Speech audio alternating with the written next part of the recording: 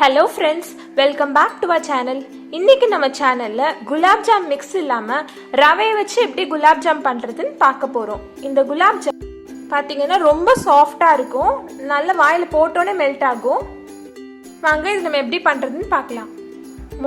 Gulab jam பண்ணுறதுக்கு நான் கடாயை சூடு பண்ணிக்கிறேன். கடாய் லைட்டாக சூடானதும் நான் 1 கப் ரவை எடுத்திருக்கேன். இன்னைக்கு இந்த ரவையை நம்ம லேசாக வறுத்துக்கலாம்.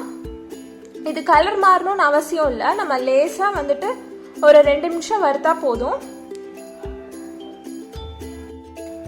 இப்போ இந்த ரவை ஒரு 2 நிமிஷம் நல்லா வறுபட்டுருச்சு. இந்த ரவையை வறுத்ததும் நான் 1 கப் ரவைக்கு 3 கப் பால் எடுத்து வச்சுருக்கேன். இந்த பாலை நான் நல்லா காய்ச்சி ஆற வச்சு வச்சுருக்கேன். இந்த பாலை நம்ம இந்த ரவை கூட ஆட் பண்ணிடலாம். இந்த பாலை ஃபுல்லாக இந்த ரவை கூட சேர்த்துட்டு நம்ம விடாமல் கிண்டணும்.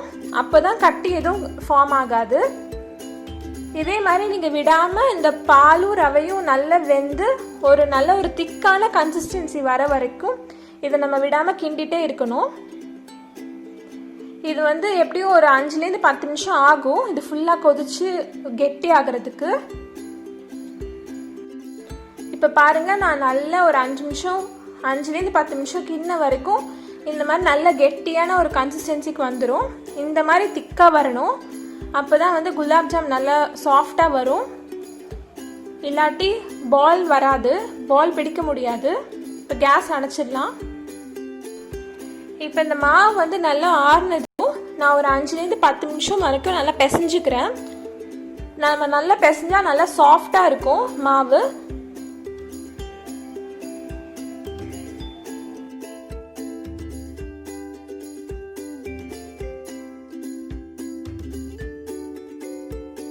இப்போ பாருங்கள், நான் ஒரு 10 நிமிஷம் வரைக்கும் இந்த மாவை நல்லா பிசைஞ்சிருக்கேன். இப்போ முன்னாடிலேருந்து நல்லா சாஃப்டாக இருக்குது. இப்போ இதை நம்ம குட்டி குட்டி பாலாக பிடிச்சிடலாம். கொஞ்சமாக மாவை கையில் எடுத்து நல்லா உருண்டையாக உருட்டிக்கோங்க. இந்த மாதிரி நல்லா ரவுண்டாக உருட்டிக்கோங்க. இந்த பாலில் எந்த ஒரு வெடிப்புமே இருக்கக்கூடாது, எந்த ஒரு ஏர் கிராக்குமே இருக்கக்கூடாது. அப்போ தான் குலாப் ஜாம் நல்லா எண்ணெய் குடிக்காமல் நல்லா பொரிஞ்சு வரும். ஸோ இந்த மாதிரி எல்லா மாவையும் நான் குட்டி குட்டி பாலாக உருட்டி எடுத்துகிட்டு காமிக்கிறேன் உங்ககிட்ட.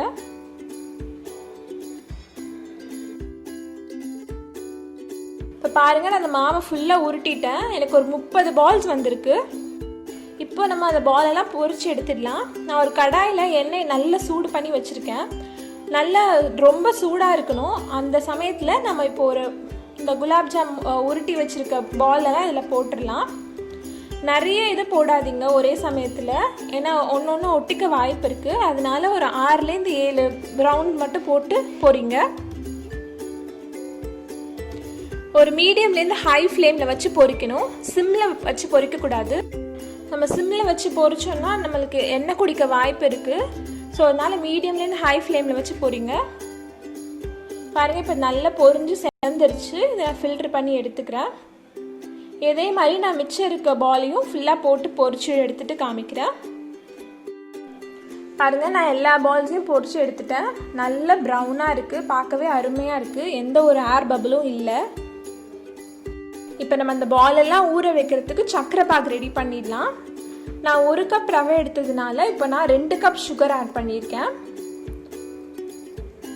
2 கப் சுகருக்கு நான் 3 கப் தண்ணி ஆட் பண்ண போகிறேன்.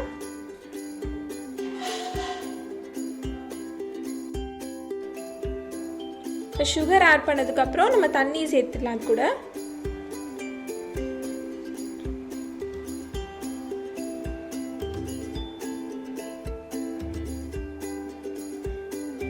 இப்போ இது நல்லா கொதிக்கட்டும். இது ஒரு 10 நிமிஷம் கொதிக்க விடுவோம். இப்போ நம்ம இந்த குலாப் ஜாம் ஜீரா ரெடி பண்ணுறதுக்கு நம்ம சர்க்கரை பாகுலாம் எதுவும் கம்பி எதுவும் பார்க்கணுன்னு அவசியம் கிடையாது. இந்த சுகர் நல்லா கரைஞ்சி இந்த தண்ணி நல்லா கொதிச்சாலே போதும். ஒரு 10 நிமிஷம் கொதிக்கட்டும், வெயிட் பண்ணலாம். இப்போ பாருங்கள், நல்ல கொதி வந்துருச்சு. இப்போ இது கூட நான் ஒரு 2 ஏலக்காய் நசுக்கி வச்சுருக்கேன். அதையும் இது கூட ஆட் பண்ணிக்கிறேன். ஏலக்காய் ஆட் பண்ணால் நல்ல ஒரு ஃப்ளேவர் வரும். அதையும் இது கூட சேர்த்துக்கலாம். இந்த ஏலக்காய் ஆட் பண்ணதும் ஒரு 2 நிமிஷம் கொதிக்கட்டும். கொதிச்சதும் நம்ம ஆஃப் பண்ணிடலாம். நம்ம வந்து சக்கரை தண்ணி ஜீரா வந்து ரெடி ஆயிடுச்சு. இப்போ பாருங்கள், அந்த ஜீரா வந்து ரெடி ஆகிடுச்சு. நான் ஒரு பவுலில் மாற்றி வச்சுருக்கேன். அது கூட நம்ம பொரிச்சு வச்சுருந்த அந்த பாலையும் ஆட் பண்ணிடலாம். இப்போ வந்து இது ஒரு 3 மணி நேரம் ஊறணும். அப்போ தான் நல்லா சாஃப்டாக வரும். ஜீராலாம் உள்ளே ஏறி நல்லா உப்பி போகும். ஸோ இது ஊறட்டும். இப்போ நான் அதை 3 மணி நேரம் ஊற வச்சு எடுத்திருக்கேன். பார்த்தீங்களா எவ்வளோ புஸ்ன்னு ஆயிருக்கு. முன்னாடிலேருந்து நல்லா அந்த ஜீராலாம் உள்ளே இறங்கி சூப்பராக இருக்குது. அவ்வளோதான், நம்ம ரவா குலாப்ஜாம் ரெடி. இதை உங்கள் வீட்டில் கண்டிப்பாக ட்ரை பண்ணி பார்த்துட்டு எப்படி இருந்துச்சுன்னு கமெண்ட்டில் சொல்லுங்கள். இந்த வீடியோ பிடிச்சிருந்தா லைக் பண்ணுங்கள், ஃப்ரெண்ட்ஸ் அண்ட் ஃபேமிலி கூட ஷேர் பண்ணுங்கள். நம்ம சேனலை சப்ஸ்கிரைப் பண்ணலன்னா மறக்காமல் சப்ஸ்கிரைப் பண்ணுங்கள். இன்னொரு நல்ல ரெசிபியோடு உங்களை சந்திக்கிறேன். தேங்க்யூ. பாய்.